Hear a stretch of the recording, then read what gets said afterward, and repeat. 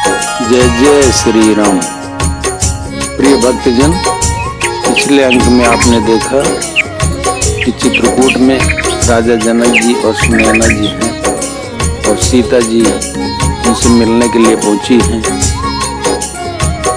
जनक जी उनकी बहुत बड़ाई करते हैं कि सीता ऐसी बेटी जिसने दोनों कुलों को ताड़ दिया। सीता जी कुछ कल हैं, मन में से कुछ आ रही हैं कि रात में सासुओं की सेवा छोड़कर यहाँ रहना अच्छा नहीं है। रानी सुनैना जी ने जानकी जी का रुख देखकर जनक जी को ये समझाया। तब उन्होंने उनको बार बार गले से लगाकर सीता जी को विदा कर दिया। तब रानी ने भरत जी के दशा का वर्णन राजा से किया। सुनि भूपाल भरत व्यवहारु, सोन सुगंध सुधा ससिसारु। मूंद सजल नयन पुलकेतन, सुजसु सराहन लगे मुदित मन। सोने में सुगंध और समुद्र से निकली हुई सुधा में चंद्रमा के सार अमृत के समान भरत जी का व्यवहार सुनकर राजा ने प्रेम विह्वल होकर अपने प्रेमासुरों के जल से भरे नेत्रों को मूंद लिया। वे भरत जी के प्रेम में मानो ध्यानस्थ हो गए। वे शरीर से पुलकित हो गए और मन में आनंदित होकर भरत जी के सुंदर यश की सराहना करने लगे। सावधान सुन सुमुखी सुलोचनी, भरत कथा भव बंध विमोचनी। धर्मराज नय ब्रह्म विचारु, यहाँ जथा मति मोर प्रचारु। वे बोले, हे सुमुखी, हे सुनैनी, सावधान होकर सुनो। भरत जी की कथा संसार के बंधन से छुड़ाने वाली है। धर्म, राजनीति और ब्रह्म विचार, इन तीनों विषयों में अपनी बुद्धि के अनुसार मेरी थोड़ी बहुत गति है, अर्थात इनके संबंध में मैं कुछ जानता हूँ। सोमति मोरी भरत मई माही, कहे का छलि छुअति न छाही। विधि गणपति यही पति शिव शारद, कवि को विद बुद्ध बुद्धि विशारद। वह धर्म, राजनीति और ब्रह्म ज्ञान में प्रवेश रखने वाली मेरी बुद्धि भरत जी की महिमा का वर्णन तो क्या करे, छल करके भी उसकी छाया तक को नहीं छुपाती। ब्रह्मा जी, गणेश जी, शेष जी, महादेव जी, सरस्वती जी, कवि, ज्ञानी, पंडित और बुद्धिमान। भरत चरित की रति कर तूती, धर्मशील गुण विमल विभूति। समुझत सुनत सुखद सब काहू, सुचि सुर सरी रुचि निधर सुधाहु। सब किसी को भरत जी के चरित्र, कीर्ति, करनी, धर्मशील गुण और निर्मल ऐश्वर्य समझने में और सुनने में सुख देने वाले हैं, और पवित्रता में गंगा जी का तथा स्वाद मधुरता में अमृत का भी तिरस्कार करने वाले हैं। निरवधि गुण निरुपम पुरुष, भरतु भरत समझानी। कहिय सुमेरु की शेर सम, कवि कुल मति सकुचानी। भरत जी असीम गुण संपन्न और उपमा रहित पुरुष हैं। भरत जी के समान बस भरत जी ही हैं, ऐसा जानो। सुमेर पर्वत को क्या शेर के बराबर कह सकते हैं, इसलिए उन्हें किसी पुरुष के साथ उपमा देने में कवि समाज की बुद्धि भी सकुचा गई। अगम सबई बरनत बर बरनी, जिमि जलहीन मीन गमुधरनी। भरत अमित महिमा सुनु रानी, जानहि रामुन सकहि बखानी।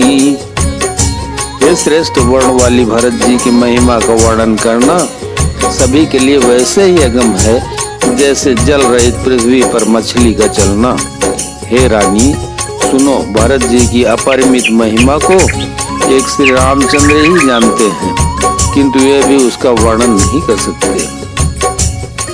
बरनिस प्रेम भरत अनुभाऊ, तिय जिय की रुचि लखी कराऊ।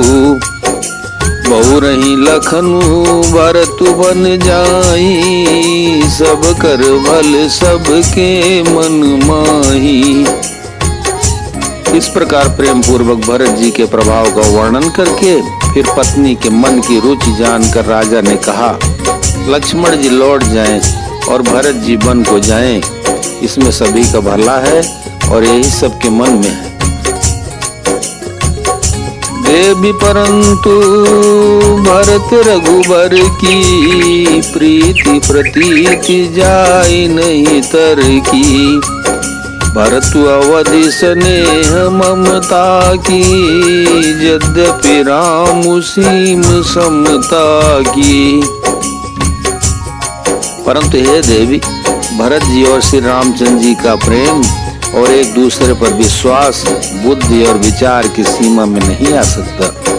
यद्यपि श्री रामचंद्र जी समता की सीमा है, तथापि भरत जी प्रेम और ममता की सीमा है। परमारथ स्वारथ सुख सारे, भरत न सपने मनहु निहारे। साधन सिद्धि राम पगने हूँ, मोहि लखी परत भरत मत एहू। श्री रामचंद्र जी के प्रति अनन्य प्रेम को छोड़कर भरत जी ने समस्त परमार्थ स्वार्थ और सुखों की ओर स्वप्न में भी मन से भी नहीं ताका है। श्री राम जी के चरणों का प्रेम ही उनका साधन है और वही सिद्धि है। मुझे तो भरत जी का बस यही एकमात्र सिद्धांत जान पड़ता है। बोरे भरत न पेली है, मनुष्य राम रजाई। करिए न सोचु स्नेह बस, कहो भूप बिल खाई। राजा ने बिलख कर प्रेम से गदगद होकर कहा, भरत जी भूल कर भी श्री रामचंद्र जी की आज्ञा को मन से भी नहीं टालेंगे, अतः स्नेह के बस होकर चिंता नहीं करनी चाहिए।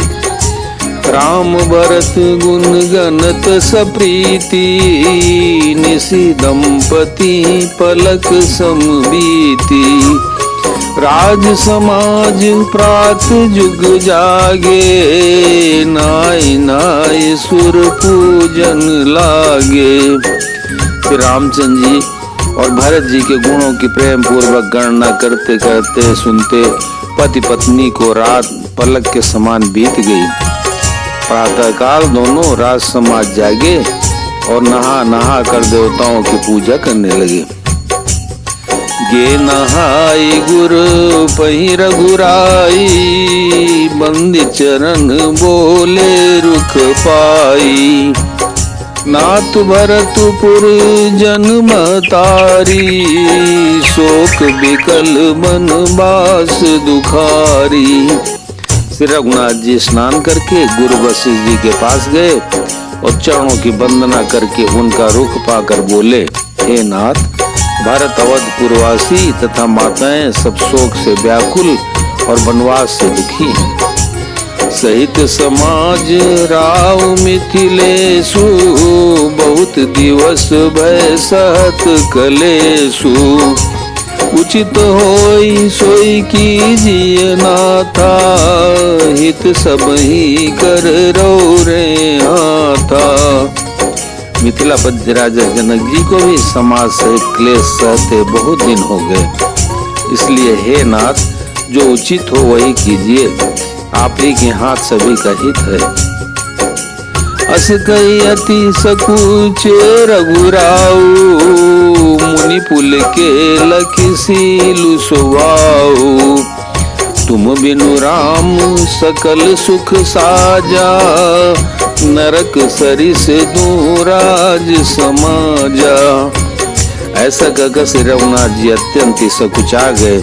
उनका शील स्वभाव देखकर प्रेम और आनंद से मुनि वशिष्ठ जी पुलकित हो गए। उन्होंने खुलकर कहा, हे राम, तुम्हारे बिना घर बार आदि संपूर्ण सुखों के साज दोनों राज समाजों को नरक के समान है। प्राण प्राण के जीव सुख के सुख राम। तुम तजितात सोहात गृह जिनहि तिनहि विधि बाम। हे राम, तुम प्राणों के भी प्राण, आत्मा के भी आत्मा और सुख के भी सुख हो। हे तात, तुम्हें छोड़कर जिन्हें घर सुहाता है उन्हें विधाता विपरीत है। सो सुख करम धर्म जरि जाऊ, जन राम पद पंकज भाऊ। जोग कुजोग ज्ञान अज्ञानु, जन राम प्रेम परधानु। जहाँ श्री राम के चरण कमलों में प्रेम नहीं है, वह सुख कर्म और धर्म जल जाए। जिसमें श्री राम प्रेम की प्रधानता नहीं है, वह योग कुयोग है और वह ज्ञान अज्ञान है। बोलो सियावर रामचंद्र की जय। बोलो पवन सुत हनुमान की जय। बोलो उमापति महादेव की जय।